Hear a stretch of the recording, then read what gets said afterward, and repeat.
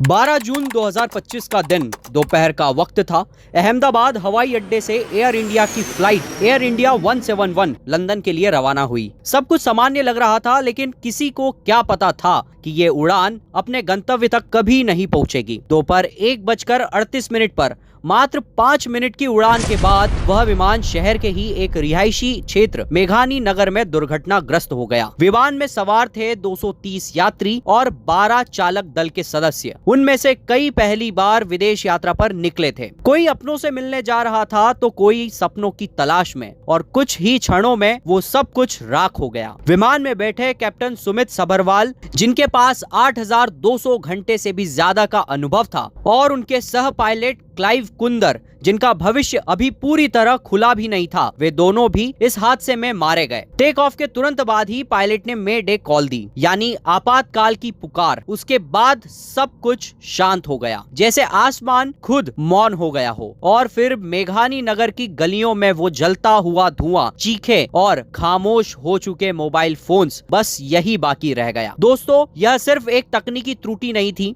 यह एक ऐसी चूक है जिसका मूल्य हमने जिंदगियों से चुकाया। एक ऐसी प्रणाली पर सवाल है जो हर उड़ान से पहले क्लियर टू गो कहती है। क्या यह जांच पूरी थी? क्या इंजन की गड़बड़ी पहले से सामने नहीं आई थी? और अगर आई थी तो क्या किसी ने उसे रोका? एयर इंडिया, DGCA, विमान निर्माता कंपनी, क्या कोई आगे आएगा और कहेगा हाँ, हमसे चूक हुई? लेकिन अफसोस, इन सवालों का जवाब शायद उन 242 लोगों की तरह अब कभी लौट कर न आए। हमने देखा कि कैसे हादसे के बाद स्थानीय लोग, दमकल कर्मी, NDRF की टीमें बिना रुके मोर्चा संभालती हैं। कैसे कुछ अनजान चेहरे अपने प्राणों की परवाह किए बिना दूसरों को बचाने के लिए धुएं में कूदते हैं। ये है असली नायक, जिनकी कहानियां टीवी पर कम और जमीर में ज्यादा गूंजती है। और अब समय है सिर झुकाने का, उन बच्चों के लिए जो सपनों से भरे आसमान की ओर देख रहे थे, उन माताओं के लिए जो लंदन में बैठे बेटों के गले लगने जा रही थी, उन युवाओं के लिए जो एक नई दुनिया की ओर उड़ान भर रहे थे। वो अब लौट कर नहीं आएंगे। लेकिन